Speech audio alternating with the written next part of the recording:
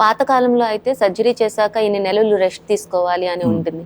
ఇప్పుడైతే మనకి KIMS and sunshine హాస్పిటల్లో ఎస్పెషల్లీ ఎంత మనకి అడ్వాన్స్డ్ సర్జరీస్ ఉన్నాయి.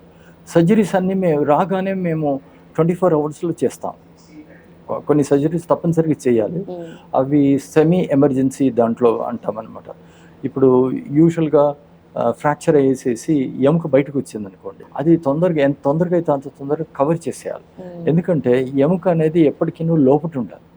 ఎముక ఎప్పుడు బయటకు ఉండకూడదు, బయటకు కనబడకూడదు. ఎందుకంటే దాని రెసిస్టెన్స్ ఇమ్యూనిటీ చాలా తక్కువగా ఇన్ఫెక్షన్ కొరకు. అయితే మజిల్ టిష్యూస్ స్కిన్ కానీ కవర్ చేసి ఎప్పటికీ ఉండాలన్నమాట. ఎముక బయటకు కానీ ఉందనుకోండి, ఇప్పుడు కొన్ని అవర్స్లో అది ఇన్ఫెక్ట్ అయిపోతుంది.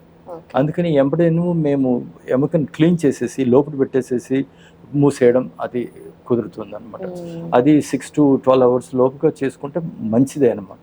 కొన్ని కారణాల వల్ల నెక్స్ట్ డే కూడా చేస్తాము. పేషెంట్ కండిషన్ పరిస్థితి అంత స్టేబుల్గా లేదు, రిస్కీ అంటే అప్పుడు డిలే చేస్తాం. లేదు అంటే మాత్రం మేము యూజువల్గా విదిన్ 12 అవర్సే మేము సర్జరీ చేసేస్తాం అదనమాట. అయితే దీంట్లో మనకు టెంపరీ మెషర్స్ ఉంటాయి, పర్మనెంట్ మెషర్స్ ఉంటాయి.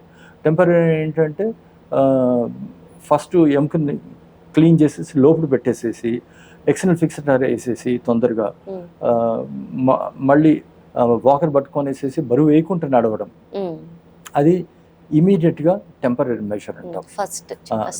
ఫస్ట్ మళ్ళీ అది అయిన తర్వాత వూండ్స్ అవన్నీ మానిన తర్వాత మళ్ళీ 2 weeks కానీ 3 weeks కానీ 4 weeks కానీ అది అయిన తర్వాత పర్మనెంట్ మెషర్ అంటే లోపల మళ్ళీ ప్లేటు రాడ్స్ అవన్నీ వేయడం చేయడము, ఫ్రాక్చర్ అతుక్కునేంత వరకు అవి ఉంటాయన్నమాట. అట్లా 2 stagesలో 3 stagesలో కానీ చేస్తాము.